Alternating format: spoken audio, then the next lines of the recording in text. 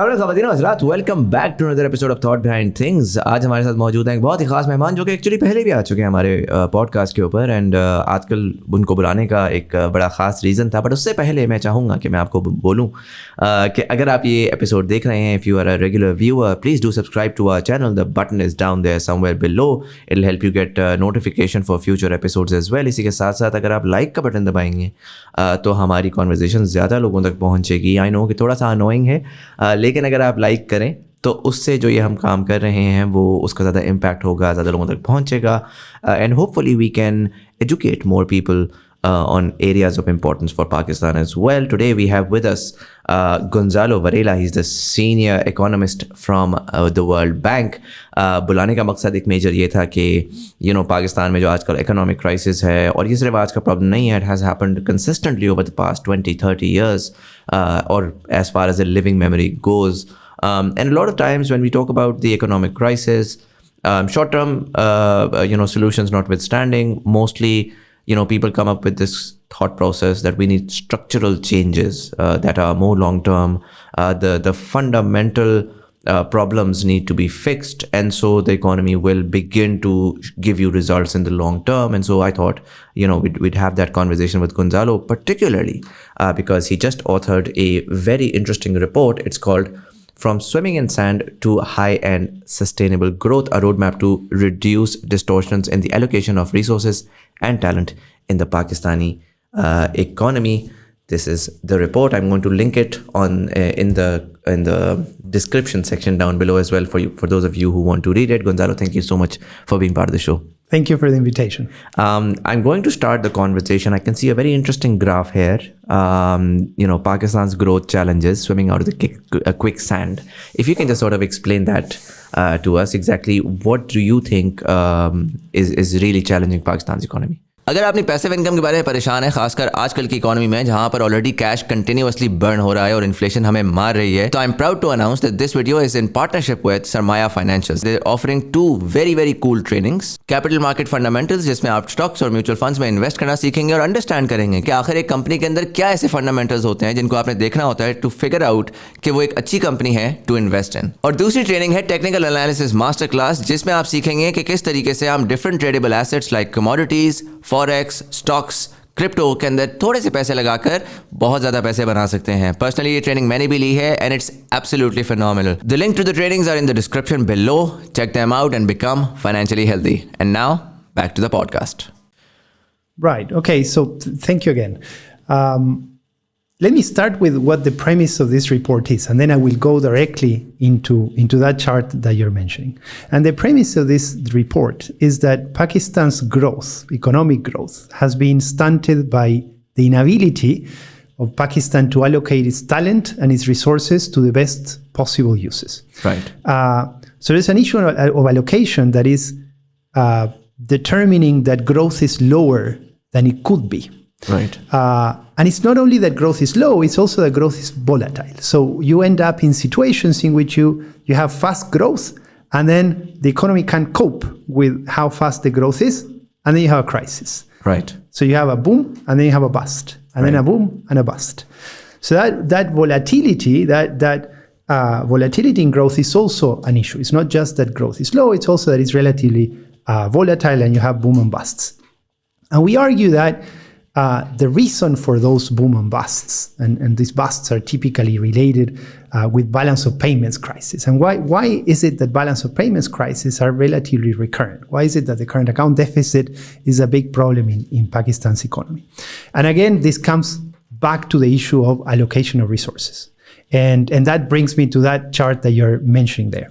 So what is happening here? What is happening is that firms and agents respond to incentives in Pakistan and anywhere else in the world.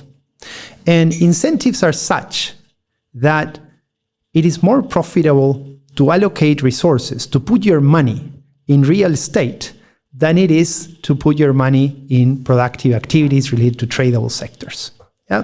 Okay, so for those of the audience who don't know, what do you mean by productive sectors, and what do you mean by real estate being a non-productive sector? Basically, what I mean is that you have sectors that are dynamic, sectors in which productivity grows, sectors that are associated with a lot of employment. Right. And this could be, for example, business services. The business services is a sector that has exploded during the COVID pandemic, but even before, but the COVID pandemic was a catalyzer, and it continued growing in Pakistan and elsewhere. You have manufacturing. Manufacturing is a very important sector for Pakistan. It has a capacity to employ a lot of people, and it's also a driver of productivity growth. So productivity tends to grow faster in these more dynamic tradable sectors in which you can produce things that you sell to the world, things or services that you can sell to the world. Instead, so basically from an incentive point of view, what you have is that taxes have been predominantly much higher on the income of the productive sectors, right, in manufacturing or in productive services, than it has been if you park your money in real estate or in land. Where right? there is nothing happening. There's no employment, there's no work being done, there's no productivity. There is very little productivity associated with those investments. Yeah, so less dynamic, non-tradable. So what happens is when you have a lot of resources that go into the real estate, instead of going into manufacturing or productive and tradable services, what happens is that the income that these activities generate, in the case of real estate, when you have profits from your real estate investments and your income grows, you're going to demand more imports, but you don't have any exports to supply. The little investments that go into tradable sectors, into manufacturing, into productive services, those, when your income from those investments grow, then what happens is that, yes, you will demand more imports, but also you will have something to supply to the global markets. You will have exports to supply to the global markets. But because taxes are so low in real estate and much higher, relatively speaking, in manufacturing and productive services sectors, more resources go into this least productive, least dynamic, and more import-generating sector that is real estate or investments in land. So that's one level of distortions that we can say. The fact that tax rates are different by sector, and they are benefiting or they are inducing agents to put their money in real estate because they are much lower there. So that would be the first tier of distortions that we have there. But there's a second tier of distortions, that is, if you do decide to invest in manufacturing or services that are tradable, there's another distortion that is introduced there, that is import duties. And what import duties do is they protect the local firms, but they protect them if they sell in the local market. So in the local market, these firms get higher profits because they are protected from import competition through the import duty. But if they export, they are not protected by the import duty. So what these high import duties that Pakistan has do, in principle, they are supposed to do import substitution, but in practice, they do export substitution. I've mentioned this many times, so the anti-export bias of import duties.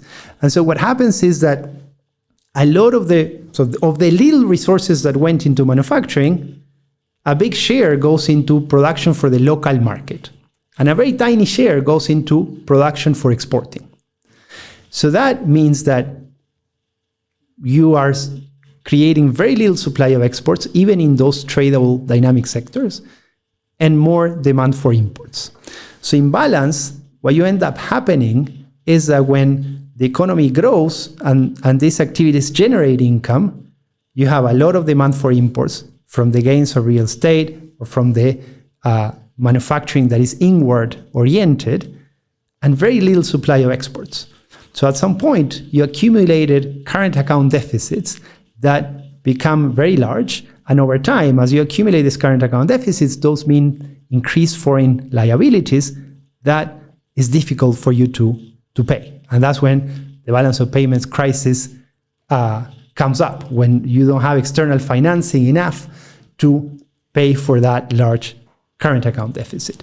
So that system of incentives that makes resources flow predominantly into real estate, when real estate is a store of value, and agricultural land also, is something that leads to these boom and bust cycles.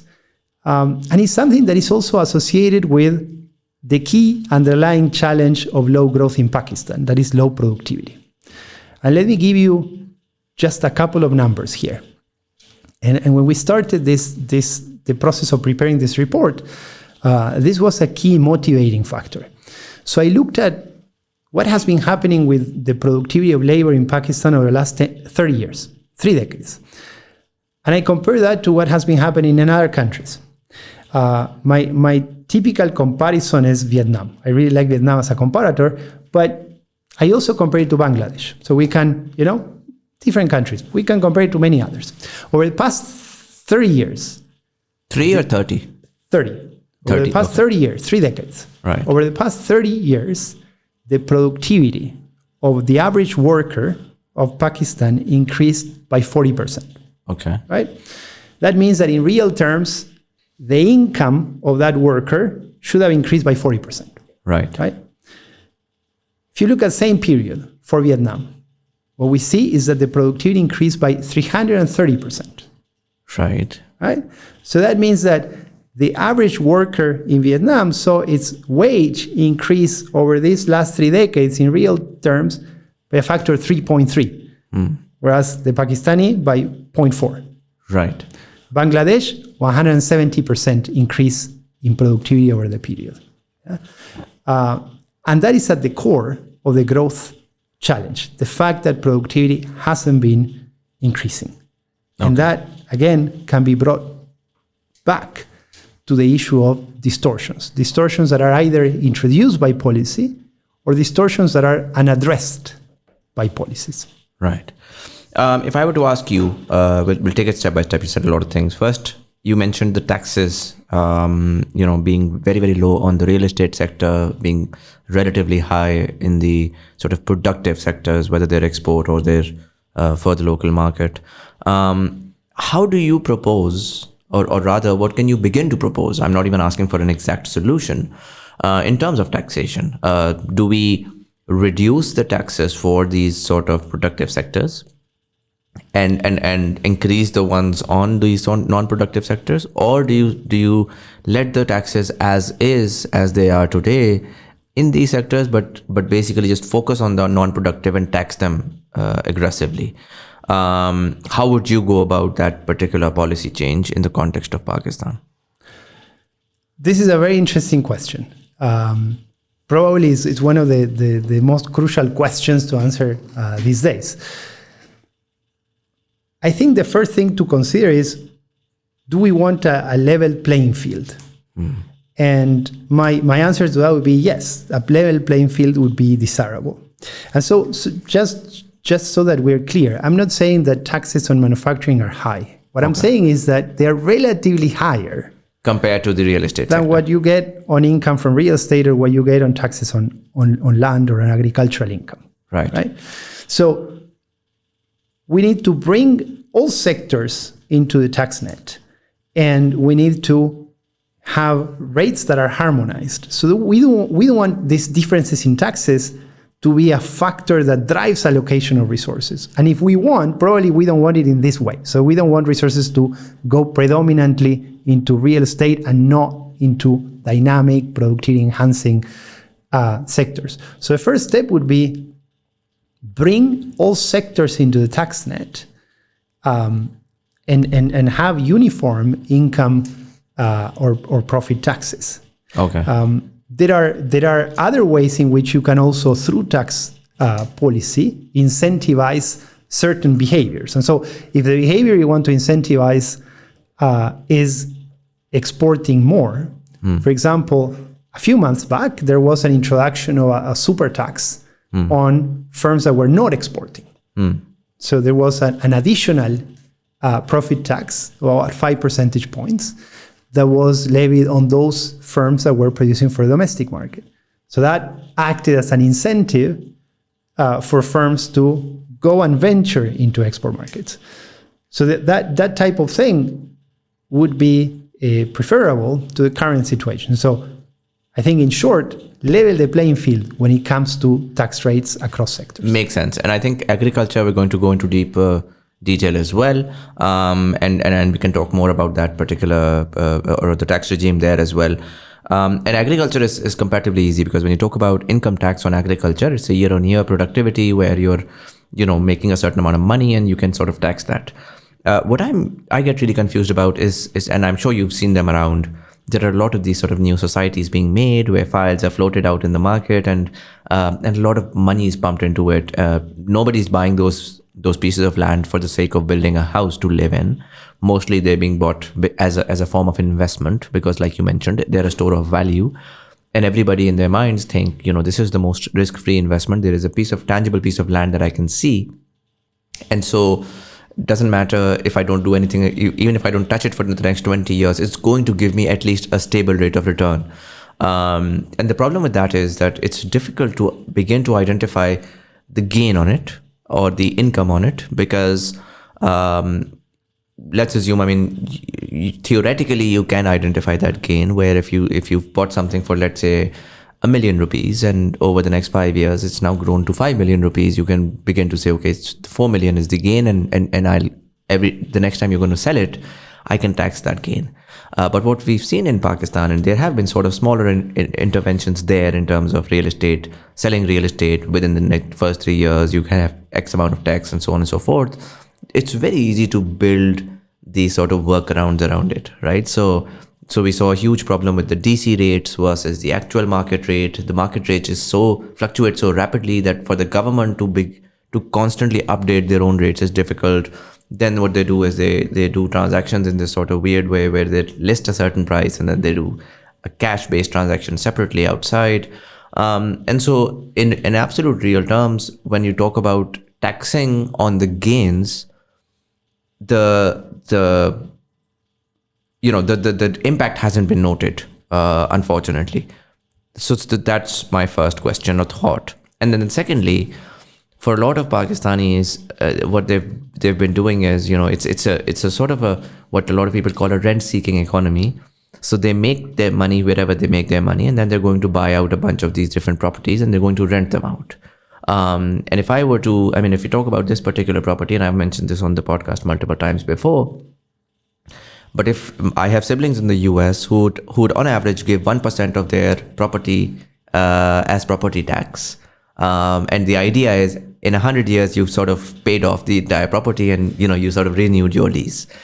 In Pakistan right now we're paying almost 0.001% tax on what this place is worth versus what the tax that we're asked to pay. And so if I have 15 other properties, I can very easily continue to have them even if they're completely closed down and nothing's happening there. So I don't even have an incentive to rent them out and use those in productive ways.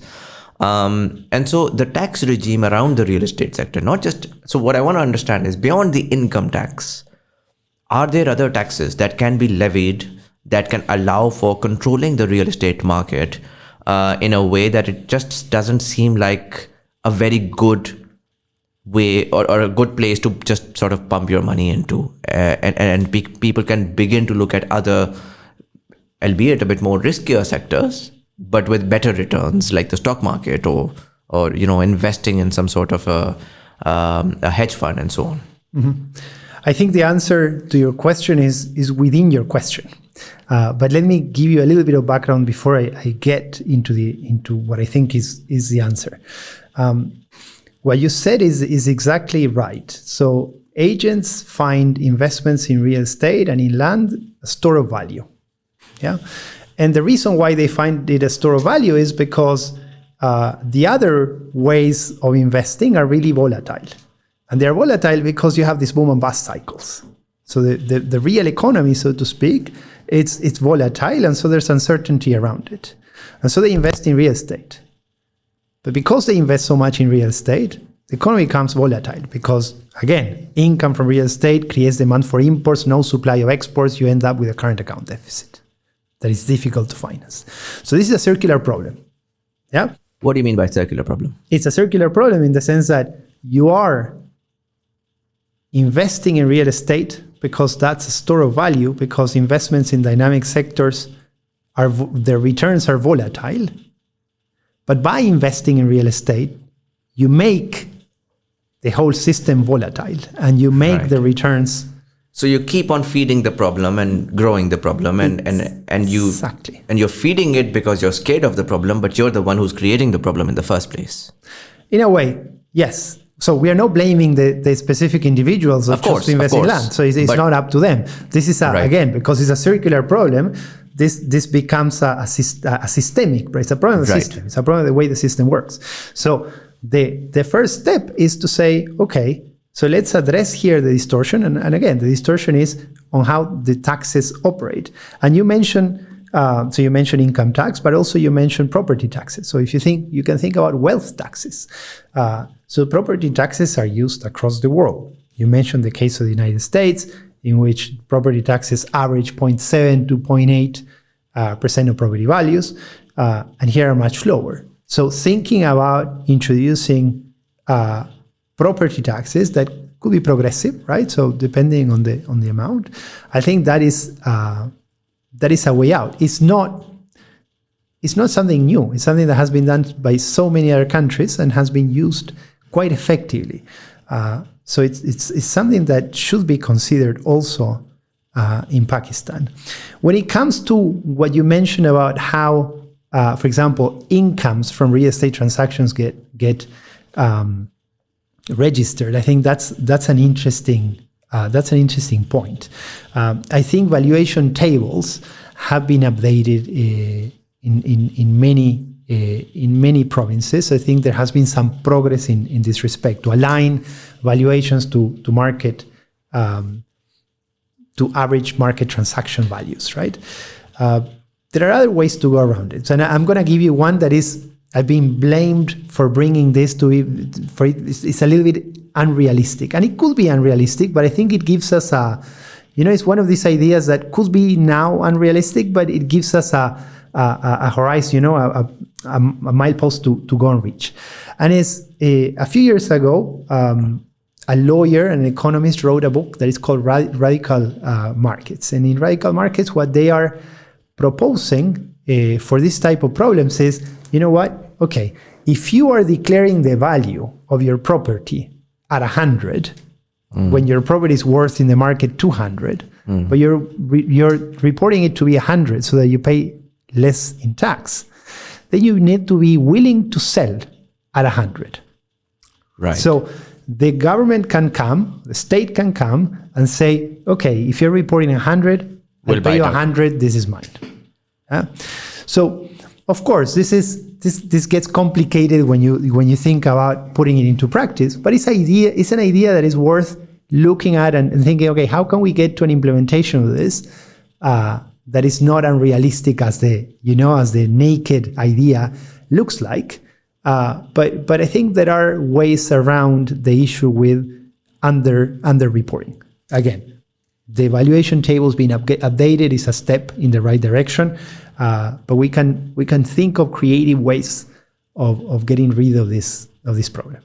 That makes sense. Because another element that is crucial here. So why is it that you can under-report the value of a transaction? So if I sell a house to you, and in paper I'm selling it for value 100, but you're actually paying me 200, 100 of which goes undocumented, then what do I do with this 100? So as a society, as countries move up in the development ladder, what happens is that you get more bancarization of transactions. And so transactions need to go through the banking system. Right. And if transactions go through the banking system, it's more difficult to do the type of under-reporting that we were discussing. So as you bankerize, so if you're thinking about financial inclusion type of interventions that bring more and more of the large transactions into the banking sector, that is something that may help with the issue of under-reporting.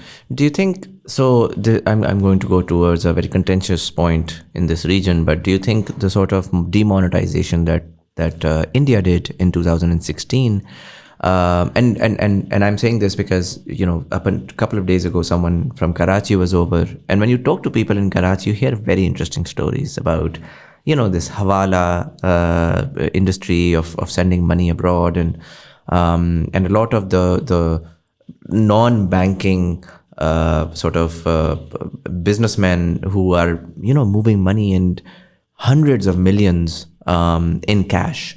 And when I was speaking to them, I just my initial thought was, of course, you could do a lot of policy interventions. You can send, it's illegal what they're doing. And so you can send in raid teams and so on and so forth. But in a corrupt environment, it's difficult to control, the person at the bottom of the food chain who's actually executing these issues. Alternatively, if I say, for example, the 5,000 and the 1,000 and the 500 rupee note is demonetized, then you're forced, one way or the other, to go through the banks, because every other form of transaction becomes tiresome, has a security risk, because you'll be moving so much cash, it could be stolen at any given time. And obviously because for a lot of people, I mean, if you're moving, let's say, 1 billion rupees in 50 or 100 rupee notes, it's going to fill up an entire house. So do you think those form of sort of radical interventions could work in banking our sort of cash economy? So let me, for full disclosure, this is not an area in which I specialize. Of course, this is just your opinion. Having said this, let me share a couple of thoughts on what you were mentioning. The first one is that the process by which economies formalize are complex, and they are typically related to the level of development. And as economies develop, they formalize. It's difficult, and it has been, and the evidence that I know of pushes for formalization they have a lot of mixed results. I haven't seen to date a good impact evaluation on formalization of this move of India to demonetize, or to retire, or like big notes, big denomination notes. So I don't know if it has worked or not. Honestly, I haven't seen good work on that. Perhaps it exists. I haven't seen it. Now, what is it that other countries have done? So what I see when you're describing this intervention, what I see is, well, what they did was they increased the costs of doing transactions in cash, and that is the way forward, right? So if I have to think, how would I do it? Of course, what you want is to create incentives so that agents move into the formal economies, or perhaps the bankerized economy. And what we know in Latin America, there have been a few interventions on this front. And one intervention has been in the country where I come from, that is Uruguay. It's a small country, but I think we can learn some lessons from it. And one of the things that was introduced about 10 to 15 years back was a law by which transactions needed to be, large transactions needed to be made through the banking system, but also the introduction of mandatory debit and credit card posts in businesses, no matter how large or small these businesses were. And at the same time as they did that, they also said, if you pay by debit card, you get X percentage points of VAT off. Right. And so what happened was that then consumers were going and saying, I want to pay with a debit card, and I want you to reduce the price of what you're selling, because you get a 3-4 percentage points off. And it started working. And of course, the tax collecting agency organized a big party to celebrate that I increased dramatically the revenues. So the taxes actually increased, even though you were giving tax breaks? Because a lot more came into the tax net. Right? Transactions that were before undocumented, small businesses that will sell you, 2 kilos of oranges, and not, perhaps the 2 kilos of oranges are not transacted through debit cards, but like a week's groceries that you would buy in the market, and they would just give you a piece of paper saying, okay, 100 pesos. And now you pay with a debit card, and so there's a tax that you pay on it. So that both the tax is divided, right? Part of it is a burden to the consumer, part of it is a burden to the producer. But before, the producer, many cases, was not passing the tax to the tax collecting agency. And now, because everything goes through, or a lot of the transactions go through debit or credit cards, then there's no There's no a way paper out. trail. Yeah. There's no way out. You need to declare those taxes. So that increased dramatically levels of formalization. Not completely. There is still a lot of transactions that happen in the informal economy. But basically, what I'm trying to say here is There are other ways to incentivize as well. there are other ways to incentivize. There are many ways to incentivize. The important thing is to increase the costs of doing transactions that are cash-based. Again, demonetization could be one. I do not know what the impact has been in India, but I think there are other ways. And so if I were to add to this particular question, in terms of developing economies like Pakistan, when we talk about the banked population, a lot of times we're also stuck in a chicken and egg problem, because if we were well developed with better systems and better consumer understanding of how all of this works and how all of the paperwork works, I don't think it would have been that difficult to get them onto the banked sector. But we do have the whole FATF situation, and then we have the whole, there's a lot of KYC and there's a lot of processes when you come into the formal economy. But because you're a developing economy, most people don't understand a lot of that, right? They don't have the accountants, they don't have the requisite paperwork, they're fairly sloppy with a lot of that. And so how does one, in your opinion, have you seen examples of countries with similar demographics as Pakistan being able to formalize their economy? Because again, so to give context, one really simple way is, you mentioned lower the cost of doing banked transactions. But in Pakistan, a lot of people aren't even in the banking system, because when they go and try to open a bank account, it's such a tiresome process, because they ask you for so many different details. And when you ask the bankers, and I've been following this trail on the podcast, and I went from the consumer, then I went to the bankers, then I went to the policy folks, and it seems like everybody has their own fair share of problems. It's not, sure, it may be inefficient in certain ways, but in a lot of ways, the bankers are saying we have to comply to a lot of these regulations, which are fairly tough for a country, for a very sort of immature economy like Pakistan. Where the consumer isn't ready for or does not have the opportunity to provide all of these certain documents. So, for example, State Bank wants the banks to ask for where the money is coming from in terms of their employment status. A lot of the people, or I would say 70%, are working in small and medium enterprises, and are doing jobs like they're working as a shopkeeper, they're working doing this, that, and it's a very informal way of how these people are hired and fired and find a job, right? And so they don't have a salary slip, they don't have an employment letter. And so they go to a bank, the bank tells them, give me this. They don't even know who to talk to in their place of employment, and they come back and they're like, listen, let's just deal in cash.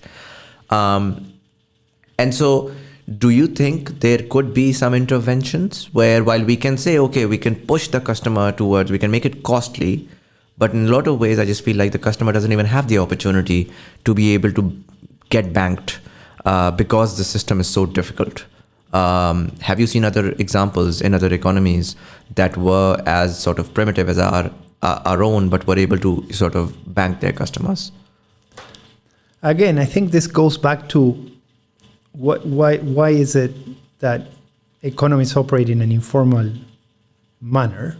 And what does it take to formalize? And I think, again, what I will mention is the process of formalization is a complex process, and there's no silver bullet here. There are a number of interventions, some of which work, some of which don't work.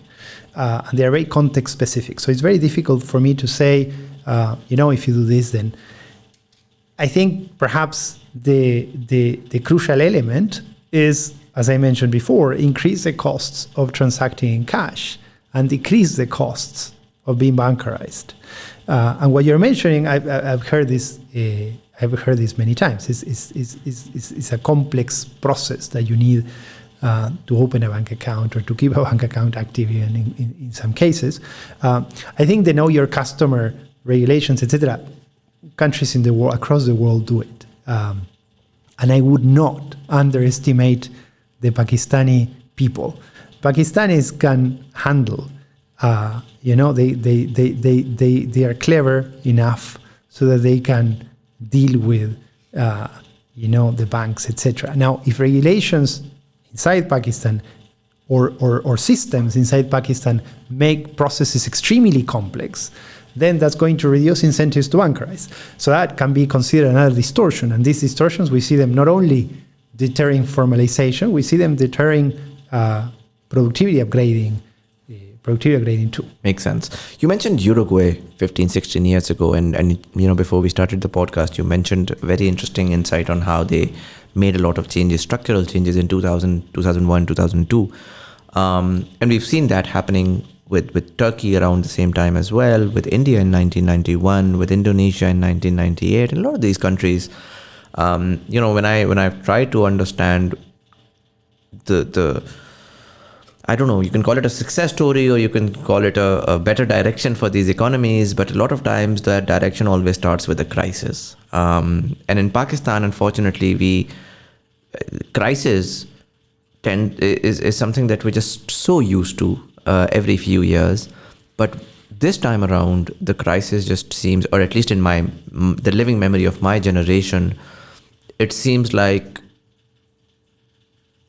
a crisis that you can't recover from. It seems like a crisis that's just going to end everything. And so there is a lot of despondency. People are leaving en masse or hoping to leave en masse if they get any opportunity whatsoever. And so to tell me a little bit about how, for example, what Uruguay did back in that day and what was going on that Uruguay was forced to take those measures. And also in the context of, do you think Pakistan can realistically take serious measures during this time or maybe sometime in a future crisis that could give us a potential simmer of hope? And are there examples of such elsewhere in other economies when countries were going through tough time and that was when they really fixed their direction and their North Star? Look, there's a phrase that has been attributed to many, including Winston Churchill, including the chief of staff of the Obama administration. I don't know exactly who said it, but these days many people are saying it. That is, never waste a good crisis.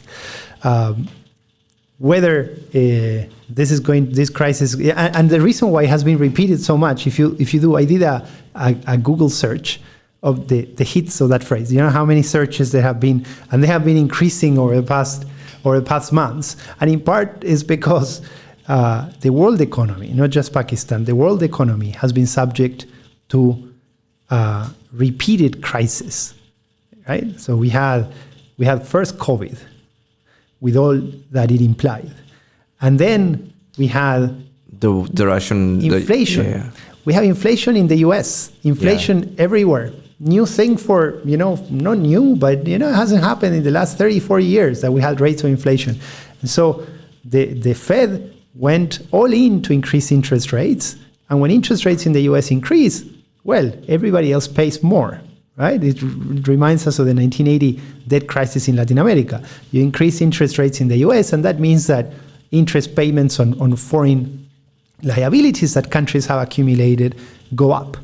And then on top of that, we had the Russia-Ukraine conflict. And the Russia-Ukraine conflict introduced, a lot of pressure on commodity markets and commodity prices going up. So for countries like Pakistan that are reliant on imported food, that are reliant on fuels, plus the interest rate effects, plus the debt overhangs, then that's that meant a crisis. So you see that phrase everywhere. Whether there is any truth to that phrase, whether crises do or do not get wasted, that's I think that's up to policymakers. But I think there are some opportunities, and if the time to act, we say the time to act is now.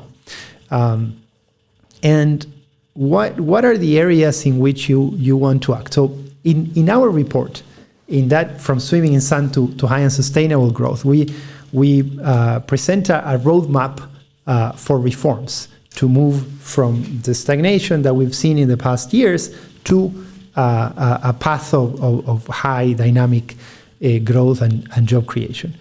And you asked about the Uruguay comparison, and let me give you one example that I think is pertinent. It's part of what the recommendations that we have in that report, and I think is one of the recommendations that we have in that report that is particularly relevant these days, right? That is doable.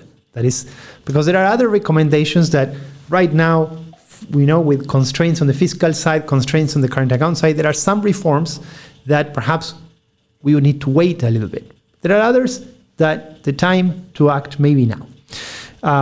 One thing that Uruguay did in 2001 and 2, we had a big recession that was driven by contagion from first a Brazilian crisis in 1999 that led to a large depreciation of their currency, and that made Brazil more competitive, and Brazil was the main trading partner of Uruguay, became uncompetitive because the Brazilian currency depreciated.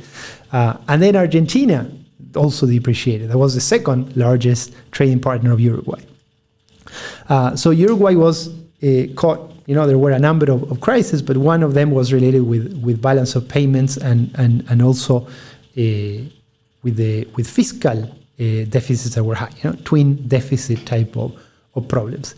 And a key drag on the fiscal side were state-owned enterprises. Uruguayans love state-owned enterprises. There have been a number of efforts to reform state-owned enterprises, to privatize, and Uruguayan people went and voted against privatization initiatives through referendums. Sort of like the Swiss do, that they vote. Uruguayans also vote through referendums, to oppose to specific laws that governments introduce. And they voted against the state-owned enterprise privatization. But what happened in 2001 is that, some of these SOEs became completely unfeasible. They were making huge losses, but more importantly, because they were inefficient, so they were loss-making, and so that created a fiscal drag. But they were inefficient, and because typically state-owned enterprises operate in upstream sectors, telecom, banking. So all other sectors require their services. That means that if they are inefficient, everybody else becomes inefficient. So the inefficiency sort of, transmits over the supply chain, as we would say. And so what happened was that they said, we need to do something with these state-owned enterprises. And there was governance reforms, serious governance reforms. Some of the state-owned enterprises got privatized, even with, perhaps without a lot of popular support. And some got seriously reformed. So the governance structure got seriously reformed, and they became much more independent, much more agile, and much more private firm looking, right? In the sense of profit maximizing. If labor laws that applied to state-owned enterprises were different than labor laws that applied to private-owned companies, etc. So some changes were introduced, and there were some efforts in terms of privatization of those that were unfeasible or those that were directly not in the areas in which the state should have stakes. And the reason I bring this state-owned enterprises is because in Pakistan, state-owned enterprises also are, there are many of them, they incur big losses that have implications on the fiscal.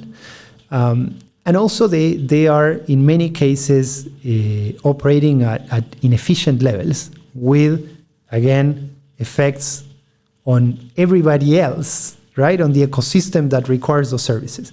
And when you start looking at the the sectors in which these SOEs operate, you'll be surprised. There are SOEs in fisheries, for example. So why is the state of Pakistan involved in the fishery sector? So perhaps, let's go through this and let's try to divest in those activities in which, A, we are running losses, when we have been systematically running losses. We call those zombie firms in the report. And B, those that are not in the domain of what states should be operating on. So I think that SOE reform is a crucial reform these days. And a second thing that is quite important, that it wasn't done by Uruguay at the time, but I think it's still very important for Pakistan to act now, is to make it as easy as possible for exporters to export. At the end of the day, to pay for the accumulation of foreign liabilities that Pakistan has incurred over the years with current account deficits, what you need is exports. That's the genuine source of foreign exchange. Right. Yeah.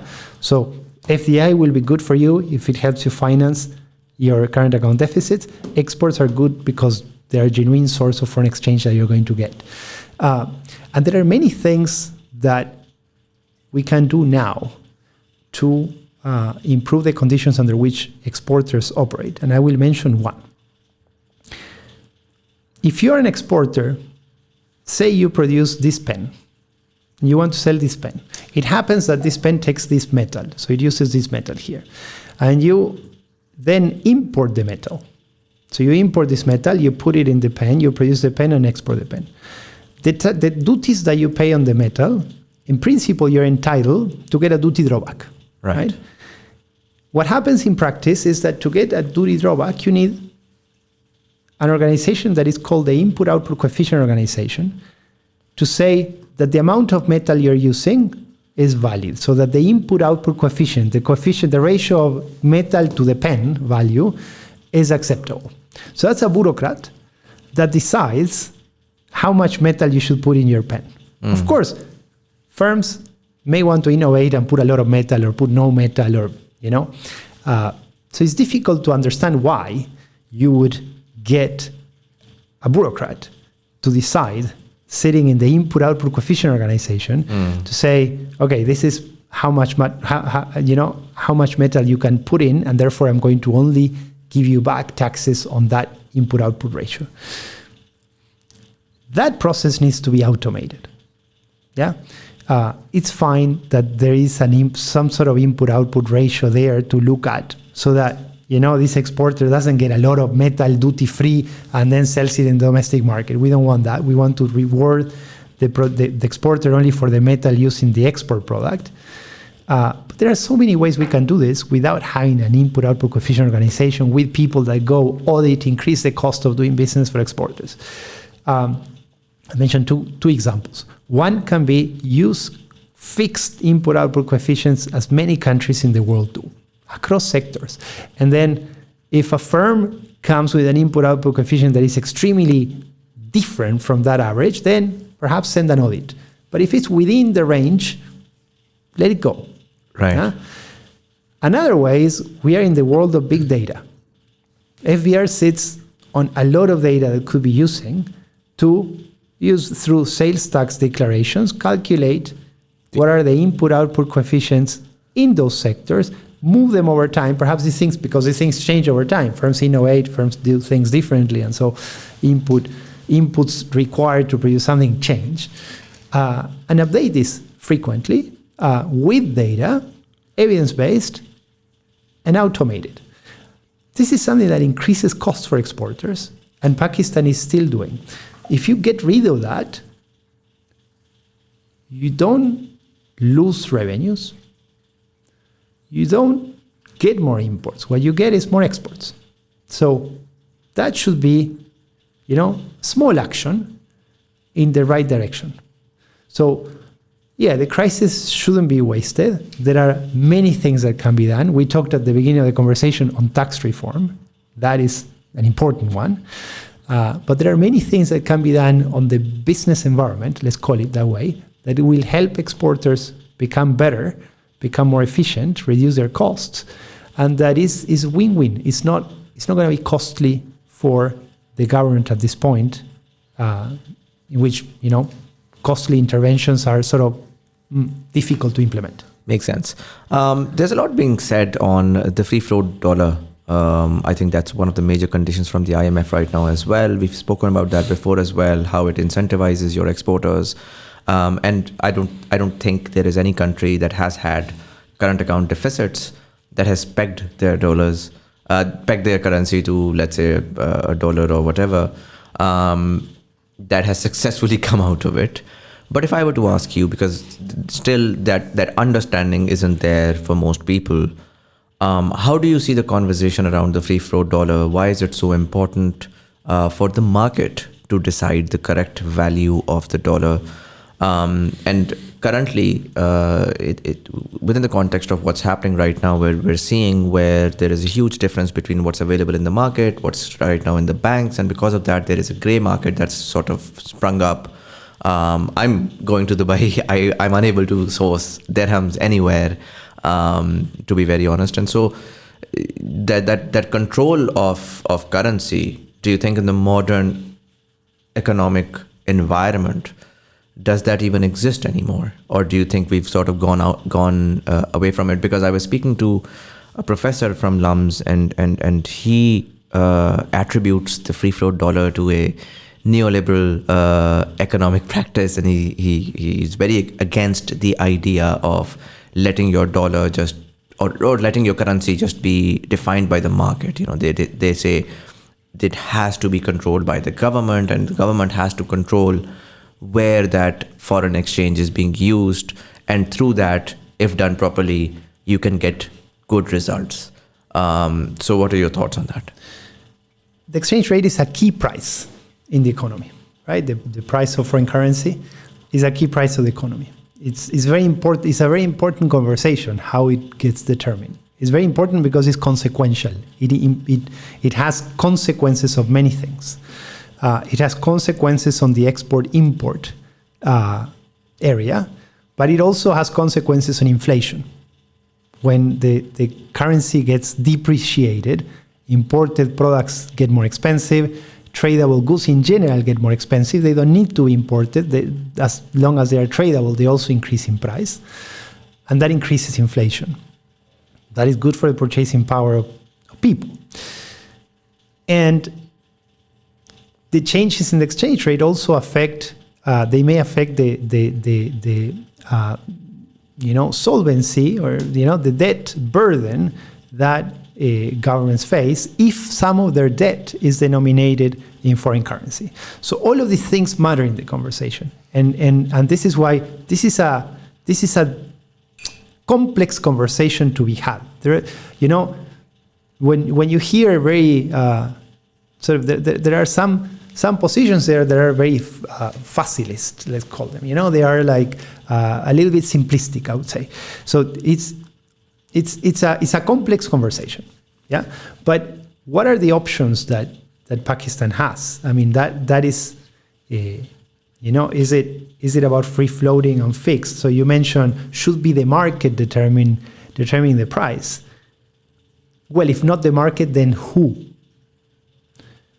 Should it be the government? And does the government have information to know at what price? How should it be priced? But a more important question is, can the government fix the price? Because fixing the price has implications. If you fix the price of the dollar too low, then you need to have a lot of dollars to be able to support that. If you fix it too high, then you need to be willing to accumulate a lot of dollars in reserves. Accumulating a lot of dollars in reserve, right now doesn't seem to be a problem, but we are not thinking of fixing it too high. I think the issue is that we are fixing it too low. The price of the dollar relatively lower than the market would tell us. And so to do that, normally, what we would need is a central bank that has so many dollars, that if you think that the price of the dollar at 220 is low, you're going to buy a lot of them, and the central bank should give you these dollars, or should channel through the banking system these dollars so that you have them. So if you have an infinite amount of dollars in reserves, then fix the exchange rate if you think that is the way to go. And then we can discuss if that's the way to go. But if you think that's the way to go, but can you do it? Can Pakistan do that now? Does it have a large amount of dollars? No, it doesn't. So the issue then gets more complicated, because then there is a decision that needs to be made on who gets the dollars and who doesn't get the dollars. Yeah? And so there's exchange rate rationing. And there is no good experience across the world in which there has been exchange rate rationing and then, the economy booms. What you see when there is exchange rate rationing is a lot of rent-seeking behavior, because agents are going to be putting a lot of effort in trying to get those scarce dollars that are underpriced, so that they can benefit when the price of the dollar increases. And so the government or the central bank gets in a very tough position of having to decide how are the dollars allocated. So which letters of credit are we letting firms open, right? Are we letting firms open letters of credit to import cars, or to import medicines, or to import, tea, and so that arbitrariness around who gets the dollars and who doesn't, that is intrinsic to the rationing of exchange rates, is problematic. It's problematic for economic activity, it's problematic for productivity, it's maybe unfair, right? There are issues. I mean, it's going to, when it's unfair, then it begins to give rise to potential corruption as well, because at the end of the day, you're again letting human intervention decide where a lot of this goes. Whereas when you let the market decide it's a lot more transparent, and then it's more based on productivity rather than anything else. So the question there is not. I mean, I think the question should you have a floating or a fixed exchange rate? I think that's a valid question. The question is, can you have it? And what are the implications of having it at this moment? And I think it's a challenging situation. That makes sense. Let me add one thing.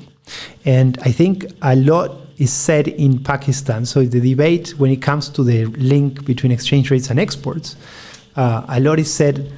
And the typical thing that we hear is there's no export surplus in Pakistan, and so a depreciation exchange rate won't do anything because there's nothing to be exported. And what we find when we look at data is a different story. So the export surplus, whether there is something to export or not, is what economists call endogenous to the exchange rate depreciation. If the exchange rate has been overvalued for a long time, so if the Pakistani rupee has been overvalued for a long time, what happens is that the export capacity of the economy shrinks. And so with the export capacity of the economy shrinks, it's difficult, even if conditions improve, say the exchange rate depreciates a bit, for exporters to expand. But if you give them enough time, they will expand, because exporters, like anyone else, respond to incentives. And a real depreciation of currency increases the relative profits. Okay, so I'm going to move to the report. I know that there are three major areas that you guys focus on in terms of identifying where some of those challenges exist, and then you give policy actions to it as well.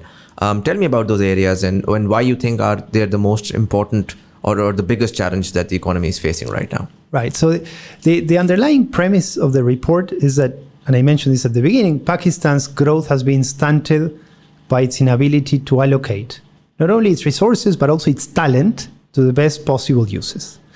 And so under that premise, we looked at three things that we think are crucial into this issue of allocation of talent and of resources.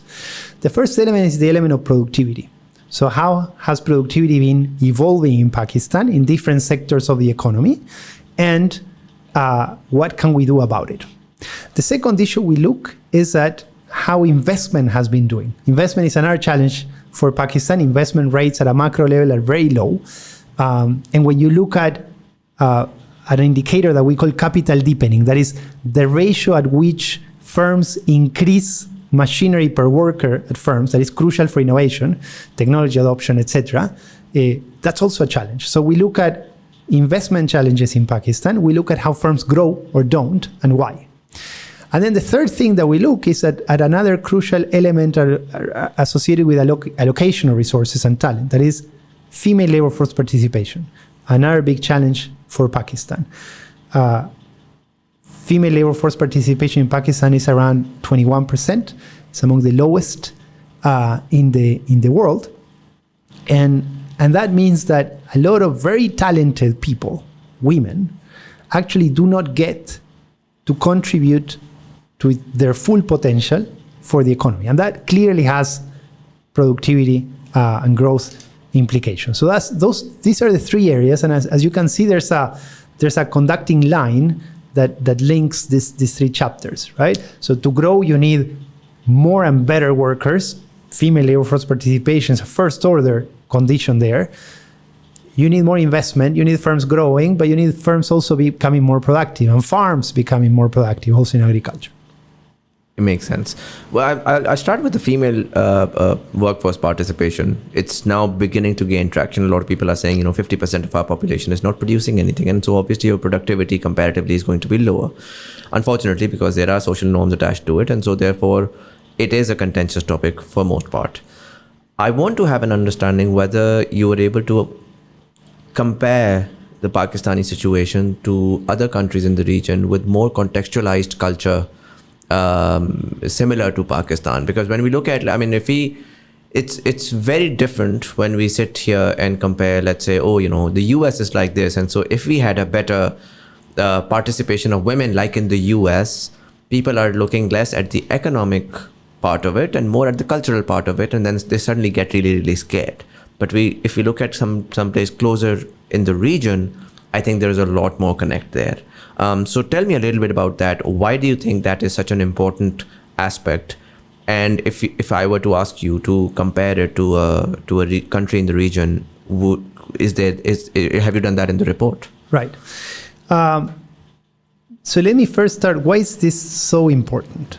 And to get into that answer, let me say, you mentioned, the people out there say 50% of the population don't work. And I will nuance that statement. Actually, women that do not participate in the labor force work a lot. They work at home. They do a lot of work. It's unpaid work. It's not only unpaid work, it's work that they didn't really choose. Some of them may have, but it's sort of a norm. They need to do that. That's what they need to do. So the issue is not so much that they don't work, because they do. The issue is that their talent is misallocated. What do I mean by this? And I'm going to give you an analogy to see if I can make it as clear as possible.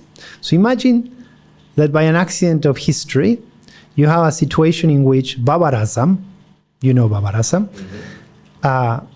was made to do weightlifting. So he was put into the weightlifting group, and Talha Talib, that is Pakistan weightlifting champion at category 62 kilos, I think, was made to bat in the cricket field. So they would be stuck in these roles. Talha batting, Babar lifting. Would they be good at it? Probably not. Perhaps we can help them do things better, but there's a limit to which they're going to be able to do things better. The best thing possible is to give the choice to Talha and to Babar, say, what do you want to do? And perhaps Babar says, I'm better off batting in the cricket field. And Talha says, I'm better off lifting. And that move, right, that reallocation of that talent is going to be better for them because they're going to make much more money. But it's going to be better for society because, the social welfare will increase. We will see much better cricket and much better weightlifting. Productivity will increase. Right. A similar situation happens when you have a large portion of your population. So out of, women are about 50% of the population in Pakistan. Female labor force participation is 21%. So you have, you have 8 out of 10 women that are not in the labor force, that are stuck in a role but they may have talent to do something else. And they certainly have the talent to do something else. So you have a lot of highly skilled females that are not in paid employment. And you have a lot of females that perhaps they didn't accumulate education, but they are highly entrepreneurial because they may have talent innate that are also, we're not, tapping into that potential. So what we did was we looked at, and you asked about a regional comparison. And so we did a regional comparison with Bangladesh. Bangladesh is a country that shares a lot of features from a cultural perspective with Pakistan. At some point, we're the same country.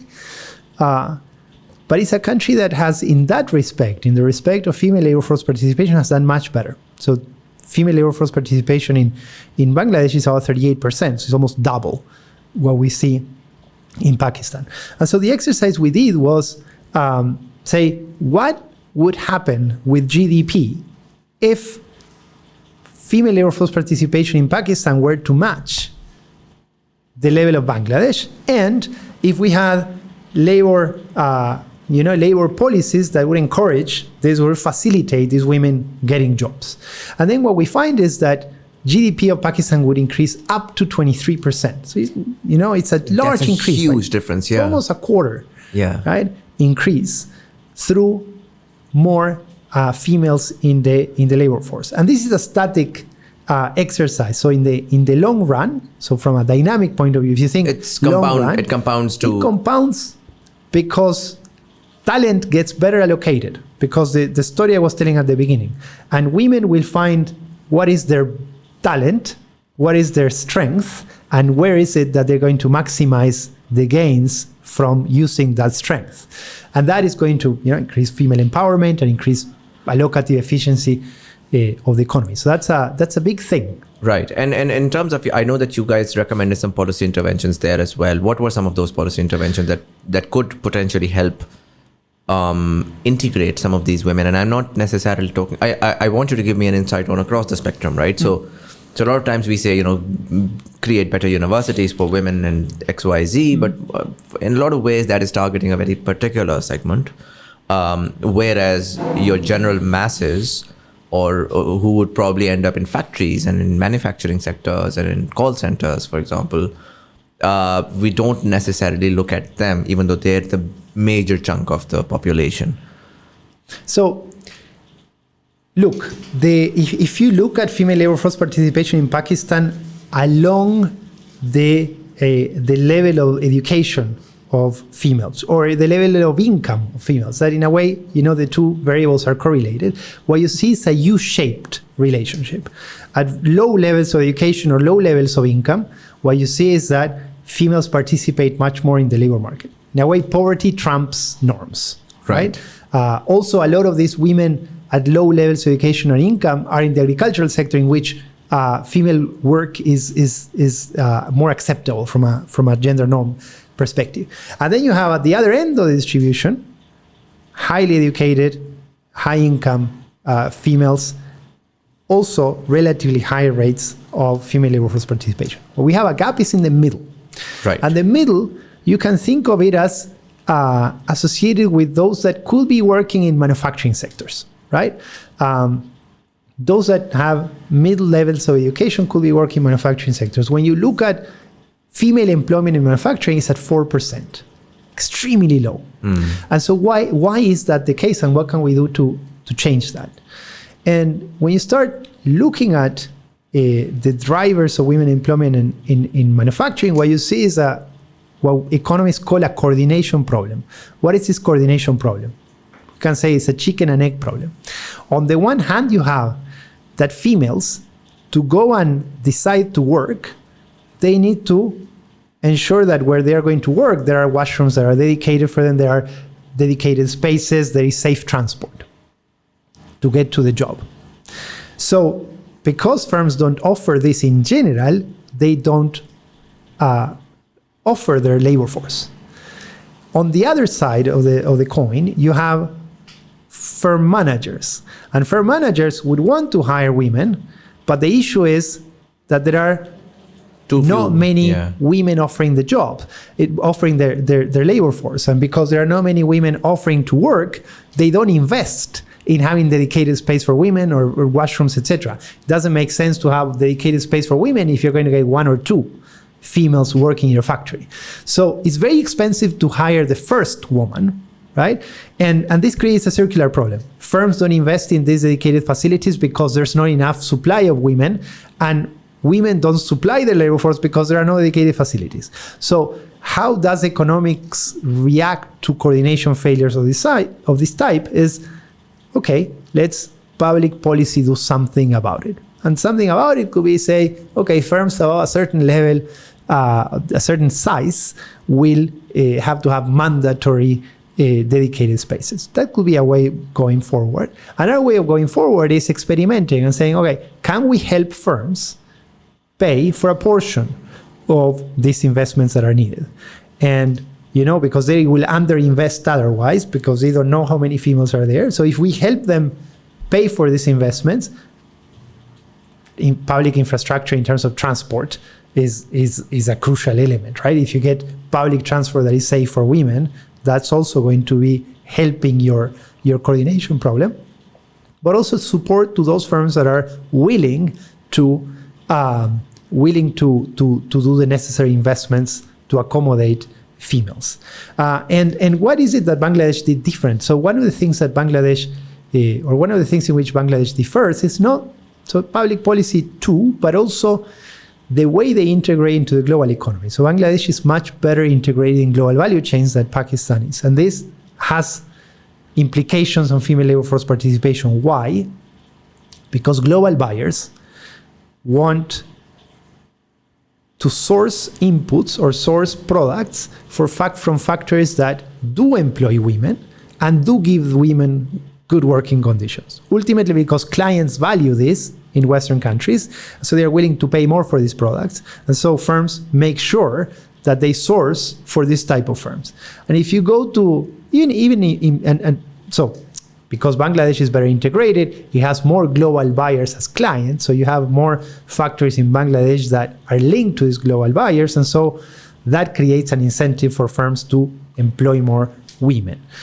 But also, you see that in Pakistan. If you visit firms in Pakistan, you will see that those that are well integrated into global value chains, those that export to large, well-known retailers, are going to be those that also have more females in the workforce.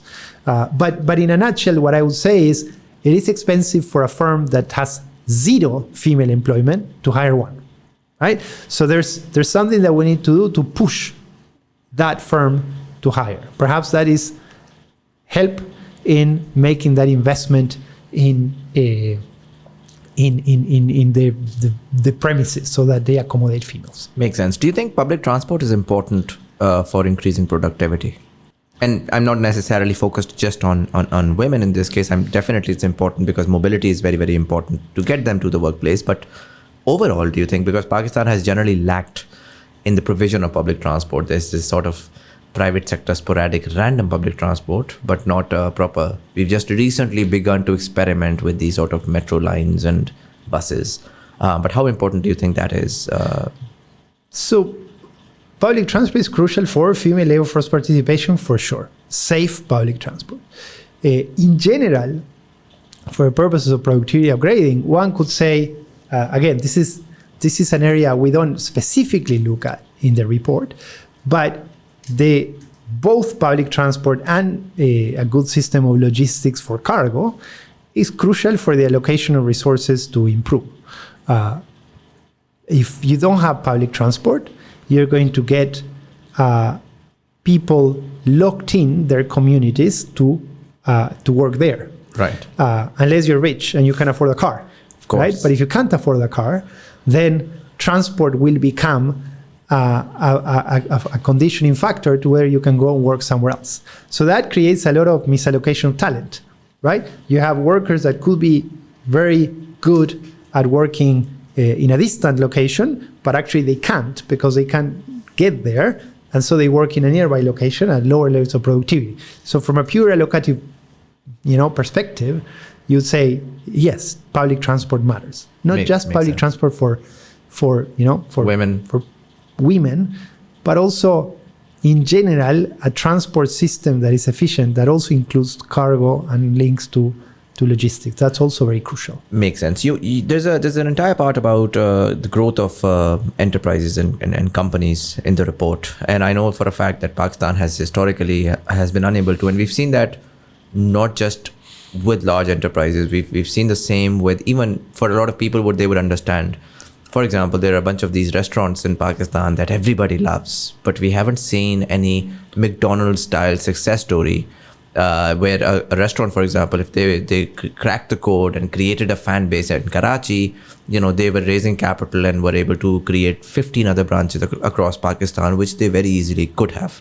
And that's the easiest example I could come up with. But obviously, firms by and large across Pakistan have been unable to scale themselves up. And a major reason for that, in my opinion, has been because of the lack of access to capital. Obviously, if they go for getting these sort of loans, we have such high inflationary environments consistently that becomes very, very complicated.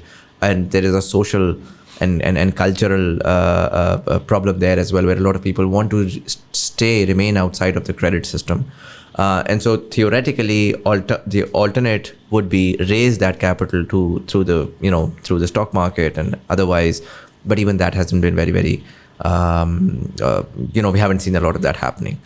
What are some of the areas that you guys looked at, and what are some of the policy interventions that you discuss within that? So that's a crucial element of the report. That's a central piece of the report. Whether firms grow. And if not, why not? And one of the things that we have to motivate the analysis is there's a chart that is quite telling that shows what happens with firms as they grow old with their size. And what happens in Pakistan with these firms, and what happens with firms from Mexico or firms from the United States. We have these two comparisons because that's where the data is from. The data was available. And what we see is that in Pakistan, the line is flat. As firms grow old, they don't grow large. Whereas in Mexico, it's a little bit steep. And in the US, it's definitely very steep. So the firms that grow old, they also grow large. In the literature, they say up or out, right? You either grow or you exit the market. Yeah, and that's why in the US, you see that these firms, as they grow, they grow large also, because those that don't grow large exit the market. So they don't live up to many, many years, right?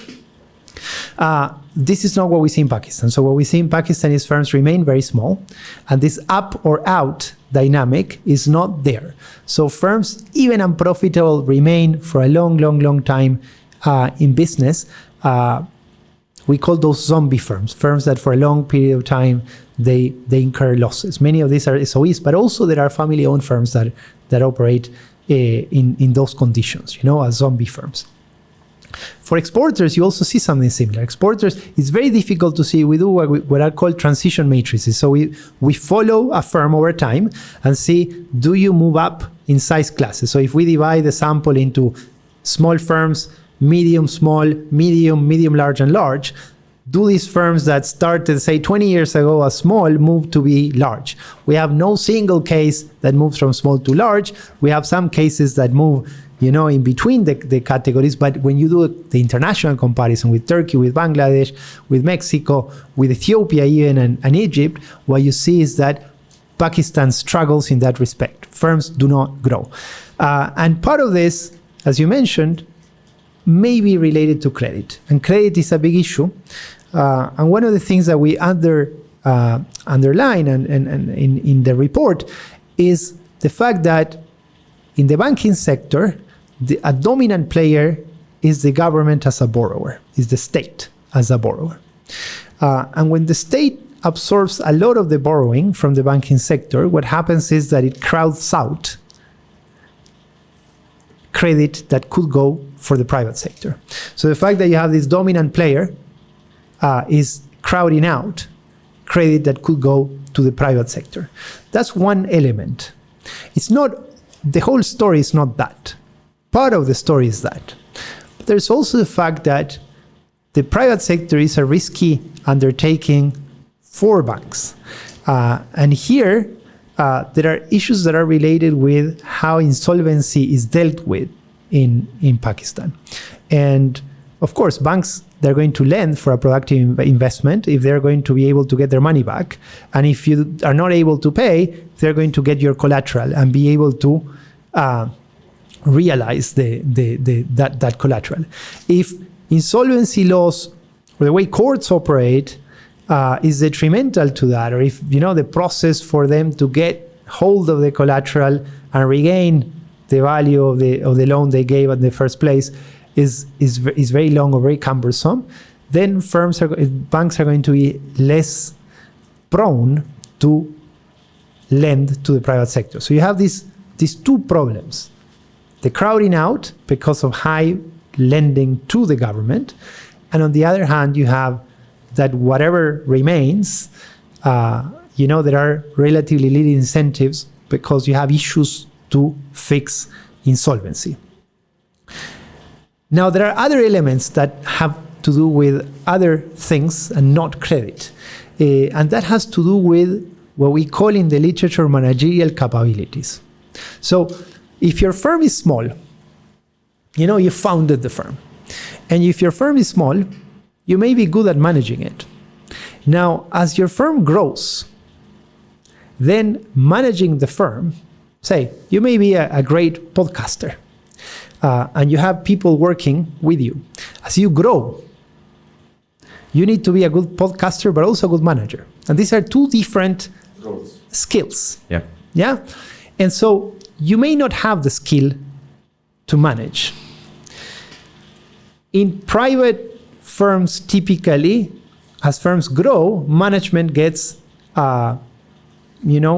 moved to professional roles, and you have owners and managers are separate. And you have professionally managed firms. Now, because in Pakistan there's a high prevalence of family-owned firms. Family-owned firms march to a different drummer in a way. What happens is that it's very difficult to see professional management there. I mean, you may have some family-owned firms that operate very well. But in general, from a productivity point of view, and that is very much associated with firms, the capacity of firms to grow, family-owned firms perform a little bit worse than non-family-owned private firms. And there's what is called a Carnegie effect. That is, if your family owns the firm, perhaps you don't need to invest so much in human capital to get that job, because you're going to get the job because it's part of your family, right? So there are fewer incentives to accumulate human capital. So upgrading managerial capacities is something very important. A few years back, there was a survey done by a number of researchers, some of them from the Lahore School of Economics, in which they have a systematic way of measuring how well a firm is managed, right? So it's a managerial practices survey that is conducted across the world, and it was conducted also among firms in Punjab. And one of the things that we see, I wasn't part of the survey, but I read the paper, is that managerial practices are on average are below average in Pakistan, compared to countries that are similar level of development. And in particular, they are lower in those firms that are not integrated into the global marketplace. So being integrated into the global marketplace, being an exporter or being foreign owned, that gives incentives of their own to professionalize management. When you're inward looking, perhaps receiving subsidies, being protected by high levels of import duties, incentives to upgrade your managerial capacities are lower, and that limits your ability to grow. So you have a system of incentives out there, so things that are external to the firm that are limiting the growth, and you can think about credit related both to the fact that you have a large, big borrower that is the government that sort of crowds out credit to the private sector. You have insolvency laws that are not helping credit flow. And then you have things that are internal to the firm that are hurting Pakistan's chances of getting these firms larger and larger. And that has to do with this managerial capacity challenge. Interventions there, well, what do you do? Insolvency laws need to be brought to international good practices. Courts need to work better. There may need to be dedicated courts to deal with insolvency issues. You need a gradual reduction of fiscal deficit so that the government doesn't continue being the key borrower, or at least reduces how much it extracts from the banking sector. So either lower the costs or increases the taxes or tax collection to be able to essentially fund its own budgets. Right. Increasing improving the fiscal conditions for the central government. And then at the firm level, one can think of a number of interventions to upgrade capabilities. So if one is, again, there are many people that don't like interventions, and so they say, well, the solution here is give them incentives to upgrade on their own, expose them to competition, help them to export, or open up sectors so that you have more export orientation. That would be more a free market approach to getting these firms upgrade their managerial capacities. But increasingly, there are interventions that are partly subsidized by government agencies across the world, with some promising results, in which firms get, so some firms that are identified as high potential get trainings on how is it that you want to organize your production line, how is it that you manage your workforce, etc. And there's some learning associated with that, and there are some long-lasting productivity effects from those interventions. So those things are experimental. One would need to see what happens when you scale up these interventions, whether they have the same positive effects on firms' growth, on firms' productivity. But I think it's something worth exploring. Again, experimenting implies that you need to try, and if it works, scale up. And if it doesn't, learn from the mistake and stop doing it, change it, right? And I think that would be a virtuous cycle for policy. Try, experiment with things that may work, may help firms grow, see what the results are, and internalize these results. Learn from your own mistakes, and things that don't work, stop doing them. And that holds for these interventions on managerial capacities, but it holds for many other policies that are in place, that perhaps we should be learning from successes and from failures also, and acting upon that learning experience. Makes a lot of sense, Gonzalo. I know that you do have another meeting and you do have to leave, so I'm going to wrap this up. There is a very detailed section on agriculture as well. I think very, very important for Pakistan. There's a section on foreign direct investment. The report has been out for a couple of months now. It's available online. I'm going to link it down below. It's really, really good. I would urge the viewers and the listeners to go through it. There's a lot of learning there. Gonzalo, thank you so much for coming in and sharing all that insight. I'm excited to hear what comes out of this report. I'm glad that you guys were able to go through this so comprehensively, and I hope that certain people can learn from it and create the right policies that can take Pakistan out of this mess. Thank you so much for coming in. Thank you for the invitation. It was great. Thank you. And for all of you guys, thank you so much for watching. If you like this video, please do subscribe to our channel. And people on YouTube can like the video. It will help reach to more audiences. For people on Facebook, there's a link down below where you can join the TBT community, where we take different feedback, take guest recommendations, and share different articles. So you can be part of that as well. For people on audio platforms, you can subscribe to our channel and be notified for all future episodes as well. Around here you'll see Easy Paisa, Jazz Cash or Sada Pay number popping up. You can support the channel. We accept anything from 1 rupee to as much as you'd like. It's the thought that counts. But anyways, this was Syed Muzamil Hasan Saidi. You were watching Thought Behind Things. Thank you so much for watching, and I'll see you in the next one.